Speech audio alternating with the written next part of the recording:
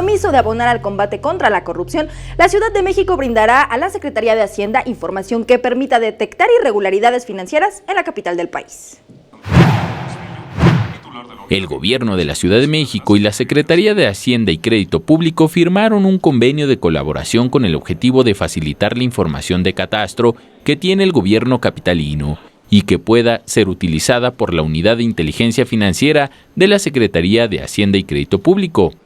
Nos interesa mucho que las dos unidades de inteligencia financiera estén en contacto por mucha información que es indispensable desarrollar frente a actos de corrupción que puedan llegarse a cometer, que se hayan cometido frente a investigaciones que tenga la propia Contraloría General o alguna otra investigación que es necesaria desde las instituciones de justicia.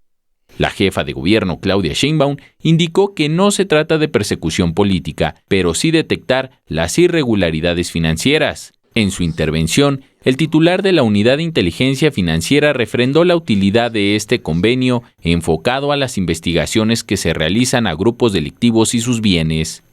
Es recibir, analizar y diseminar información entre los distintos autoridades gubernamentales para poder combatir el lavado de dinero, el financiamiento al terrorismo y cualquiera de los delitos predicados, incluyendo evidentemente los temas relacionados con corrupción. Este convenio erradica las trabas burocráticas de la entrega de información que la Unidad de Inteligencia Financiera de Hacienda solicite al gobierno capitalino.